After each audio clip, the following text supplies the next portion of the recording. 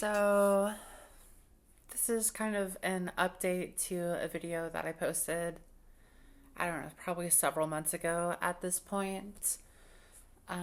My name is Autumn. I am a trans woman. I am 32 years old, and started my transition when I was 28.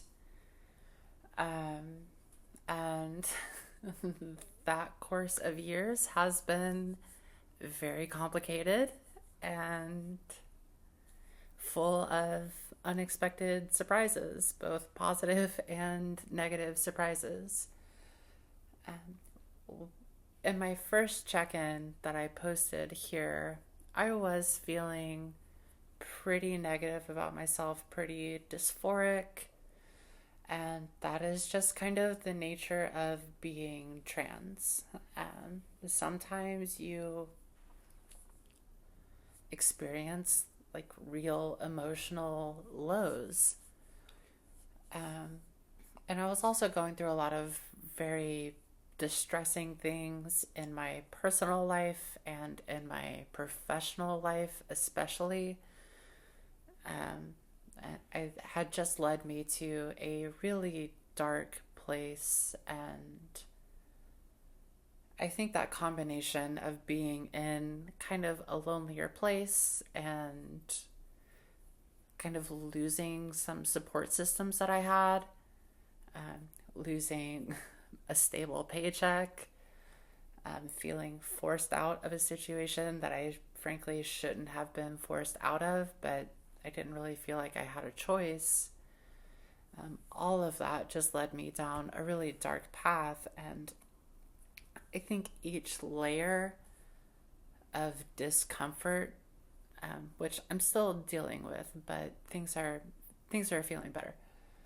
Um, but each layer of discomfort kind of starts adding more intensity to that daily dysphoria. Um, because as I start to feel more discomfort in the world or more discomfort in my life, the more tempted and the more likely I am to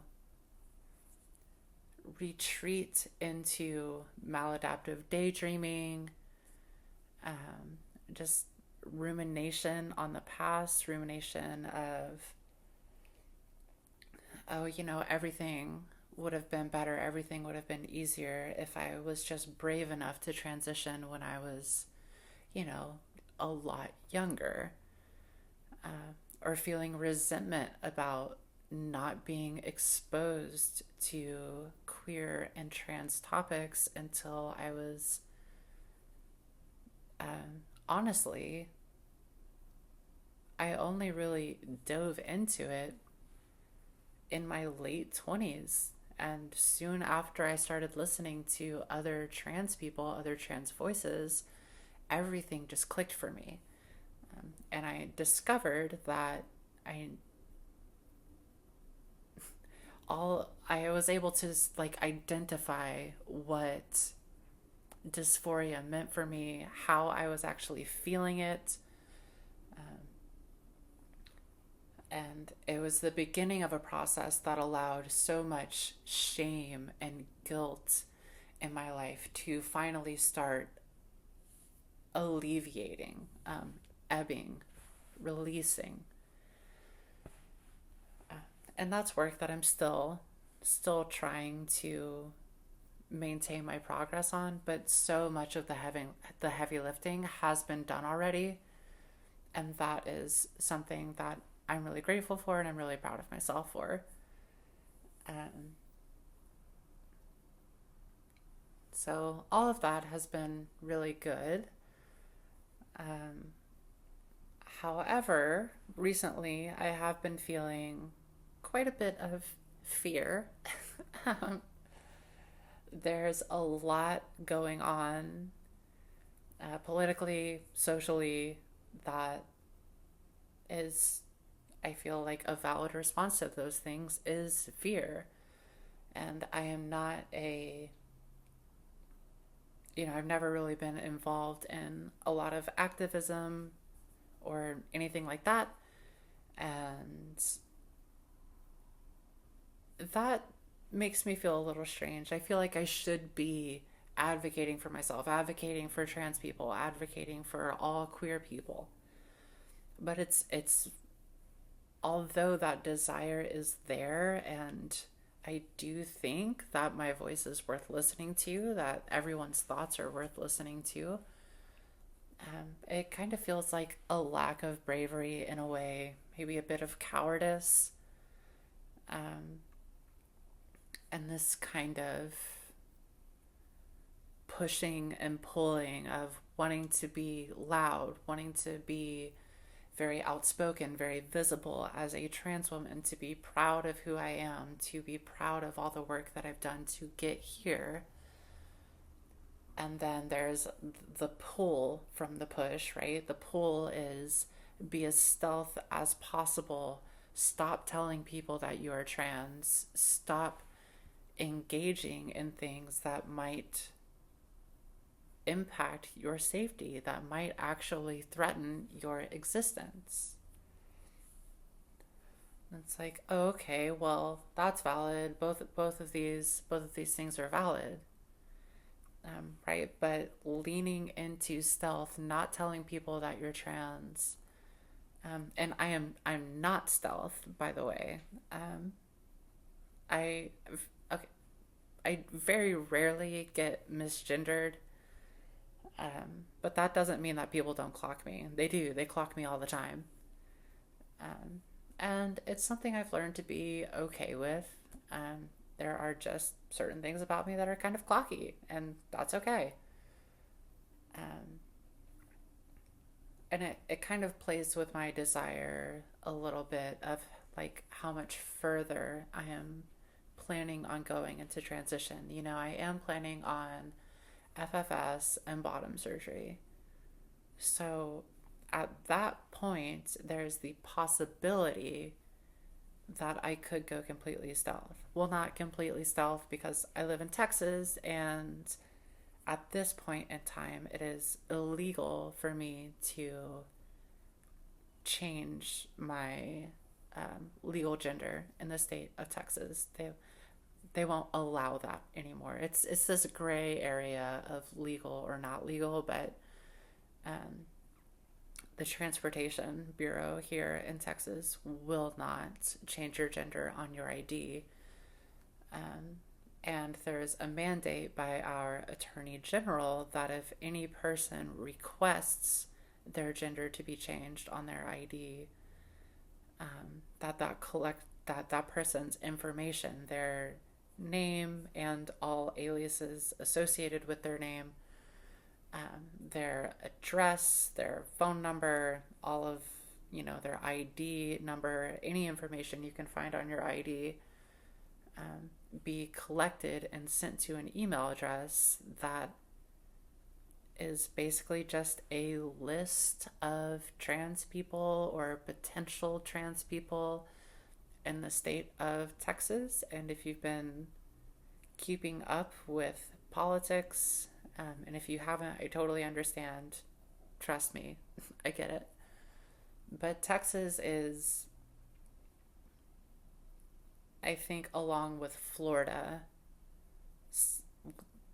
some of those two, I think, are some of the most hostile states towards trans people legally. And it's funny because I go out and I live my life, and I definitely have experienced transphobia, but it's not, there's an incongruence. And a lot of it is because I live in Austin, and Austin is very, very different, even from other cities in Texas. Um, the general attitude and the people that live in Austin, it's very different from, even going to Fort Worth or Dallas. It's kind of the main difference. Houston, I think, is just the embodiment of chaos. So, like, trans people are kind of the last thing they're worried about. But Austin is also very chaotic. There's just an energy that is okay, just do whatever you want, just do whatever you want. But you go to other big cities like Dallas or Fort Worth, and the energy, the culture are noticeably more conservative. And you have to, as a trans person, you have to be more alert to your surroundings. In Austin, most of the time, I do feel like I can just relax. I can take myself on little solo dates if I want to. I don't have to worry about it being kicked out of places, most places. But there's a sense of ease living here that does not exist everywhere else, and especially does not exist in my hometown. Um, the last time I visited my hometown, someone threw a rock through my windshield. Not my windshield, my driver's side window. Um, just simply because I existed. I don't know. And that is really scary. Um, Luckily, I'm okay. The car is being fixed, but that kind of thing is really scary, and I don't want to like lose my current privilege of living in Austin and having to go back to someplace like that. Or frankly, having to leave Texas. I don't want to leave Texas. This is my home. This is where my family has been for generations. This is where I have put down my roots. This is where I work professionally. This is where I work creatively, where all of my creative contacts are. I don't want to have to leave Texas and establish all of that somewhere else. And I think that that's fair. Um, I know a lot of people, especially if you don't live here and if you don't live in maybe like Austin or Houston or somewhere that's just a little bit more accepting. Um, I mean, people can hear that and say like, "Oh, how could a trans person, how could a trans woman like you possibly want to stay in Texas? Like, don't you feel unsafe?" And the answer is, yeah, I do feel unsafe sometimes, but I don't want to leave my family. I don't want to leave my friends. I don't want to have to restart, rebuild creative things, creative communities. It's not that I'm against doing those things if I have to, but that's just not the kind of person I am. I'm not really a nomad. I have settled down here. I've lived in Austin for uh I think 13, 14 years at this point. This is my home. I love it here. And I don't want to leave it. Um, so, all of that fear is definitely something that I think about. Um, and yeah, just kind of switching topics. Sorry, I got myself into a little bit of a tizzy there, but just kind of switching topics. Some goals for me, I think by the end of the year, I want to have figured out my road to FFS and bottom surgery. Um, I have felt a quickening, might one say, of the urgency. The urgency of getting those procedures is becoming more intense. Um, and yes, some of it, the desire always has been rooted in dysphoria, but there's also safety concerns now that I'm starting to feel just with that rant about Texas that I just went on. Like, if my desire is to stay here, to be in my home, to not have to relocate unless I have to, then being as stealth as possible is paramount. It just so happens that my desires for transition, like FFS and bottom surgery, will aid that safety, that level of safety for me. So by the end of the year, it is my goal that I have all of that figured out. I've started doing my preliminary research on all of that, and it's overwhelming and confusing and very, very expensive.